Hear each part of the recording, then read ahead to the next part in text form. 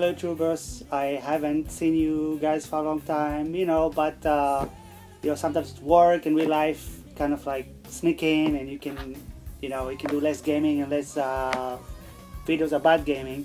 But it's a quick video I'm gonna do.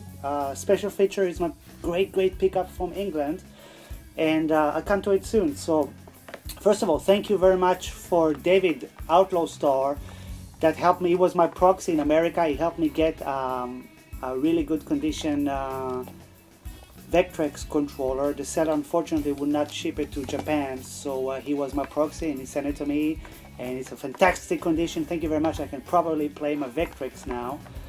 And then a Mega Drive game that totally passed me by. The reason is it didn't get a really good reviews, and I just last month I got it, and I was pretty surprised. It's a Fire Shark, it's called.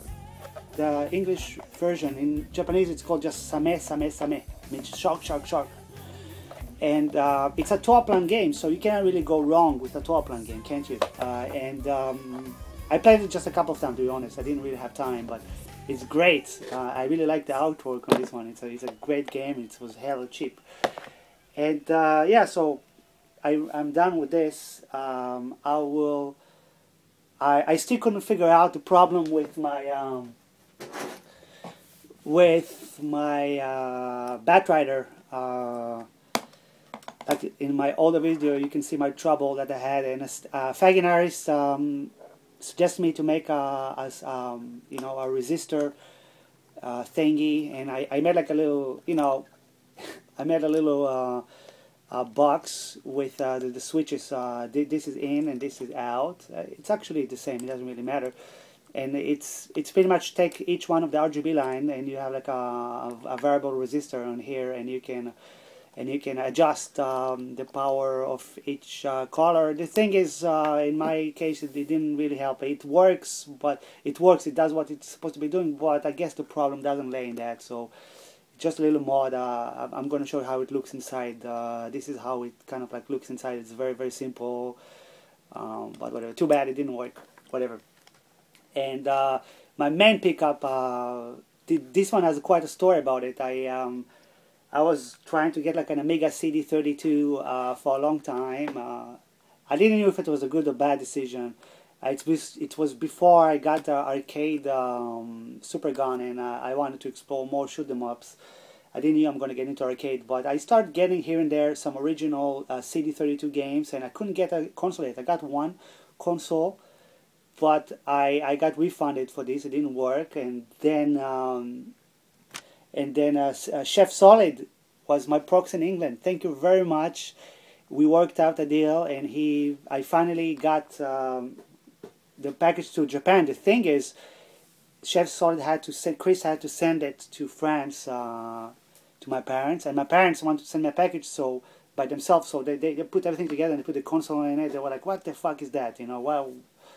Didn't understand at all what it was, but I told him, like, just pack it well and put it in the package. The thing is, like, my father, he sent me a couple of sausages from France. He knows the best butchers in Paris, and he sent me a couple of sausages. And usually it goes through customs. This time we got caught. It's illegal to enter any type of meat to Japan. So I got a letter from the Japanese customs saying that if I agree to burn the sausages, and they will send me the rest of the package, or just send everything back to France. So I said, okay, burn the sausages and just send me the rest of the stuff. And it took a while. I mean, this whole procedure, the time for the package to come and them to check it out and do all the paperwork and stuff, and then send it the letter to me, and then I sent it to them, and then they burned it and repackaged it and sent back. And finally I got the CD32. And overall, I'm extremely happy I got it. Actually, I'm very happy. So let's see what is the bundle that we have right here. So this is the CD32. I mean, there's great reviews of this console out there. I really wanted to try. I got it for the shoot 'em ups and some run and gun games. I really like the way that even though computer games, even nowadays, they're not in the same level as in Japan. British always had the geekiness of going into the details of the games, and the games are usually really great, actually, from England and the whole Amiga era. It was really great, and it gives a run for the MSX Japanese computers of the same time, and the CD32 really brings to the border the computer games and console gaming, and I was really interested in that. So like you're gonna see inside a little bit the RGB mode that yes, it is RGB moded. Like you guys can see, it is welded directly to the chip, no need for amplification. And yeah, and right here you can see the exit of the RGB, conveniently in the expansion port. There's no problem. Synced with the with the composite, synced just fine. And stereo is the way it is. And I first played it on S cable, and how do you call it, S connection, S video, and then once I RGB'd it, what a difference, huge difference. Don't anybody let you tell you otherwise. This RGB is way above S video. You have a compromise. So yeah, this is my pimping console, and I got like a shabby old controller with it, and no way I'm going to use that. So I cannibalized a Super Famicom arcade stick. I have two of those. One I'm using, I might use also from a Super Famicom, but the other one I got for $1 here in Japan, like maybe $1.30. $1.30. I got one of those, like this amazing build.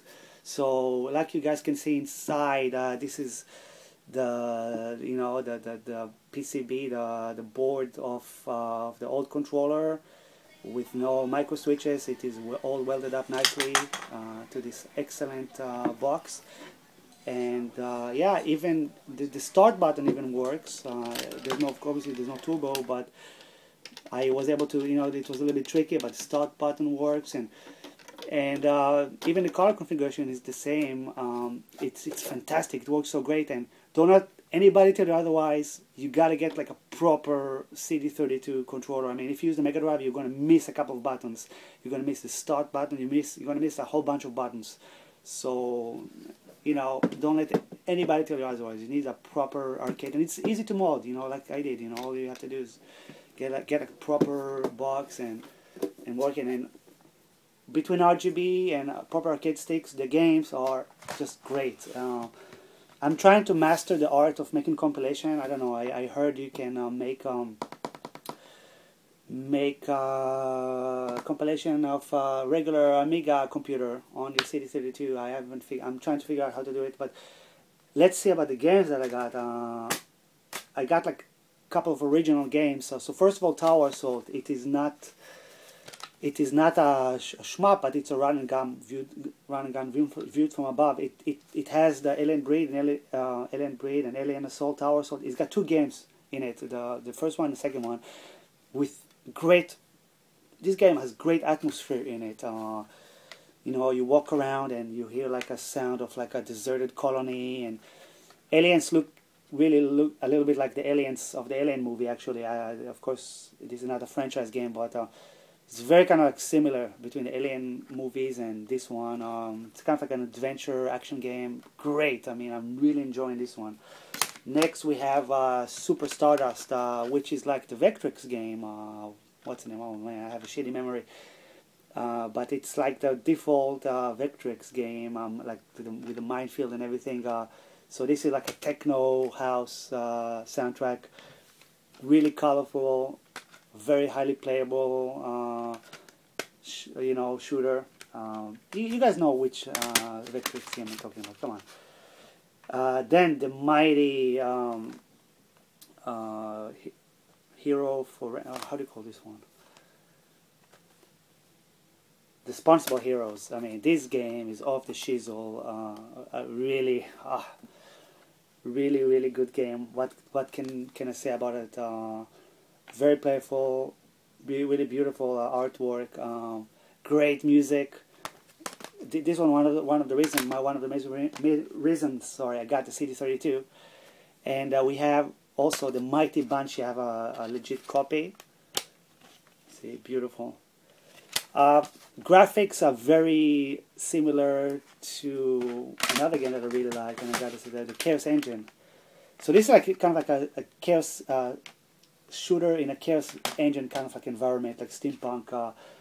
Graphics are very remindful of this, but this game has like, so many details in it. It's unbelievable. At first, when you play it, it looks kind of like hard and simplistic, and the gameplay is strange. But you have to get used to it, and once you get it, you get it. A lot of details, very original bosses. You see many people running around, even people trying to run around the street shooting at you. You see a lady with a baby walking in the middle of the street, and in a plane battle. It's like really funny details. Great game. I mean, I really have fun. It's pretty simplistic, the gameplay, and the power-ups are you're gonna have to really fight to get your power-ups in this game, but it's very playful. Music, I couldn't find any music on this game for some reason. I don't know, I guess there's no music. Strange. And then quickly, this is not an original copy, but I got X1 on it. I got a burned X1. You guys know X2 on the PlayStation. X1 is a great game. Prequel. Of course, the Chaos Engine. Cannon folder. Even that, it is playable with arcade stick. Awesome. Exactly like the PC. You play it on the TV. It's great. Look at my smile. I'm geeking out with the CD32. So yeah, thank you all you guys for the tips and the proxies and the support, and Ian, thank you very much. I got your let me get it out of the, it's right in between the shmups and arcade boards and everything. I got your fanzine. Thank you very much. It looks great. You just love your collection. It's great. I mean, I was reading it, but I thought it was funny. You had like your collection right in the middle, like widespread, it's funny. You're a geek, but I love you for that. So thank you very much for this. It's awesome. I'll catch you guys soon, and you know what to do. Bye.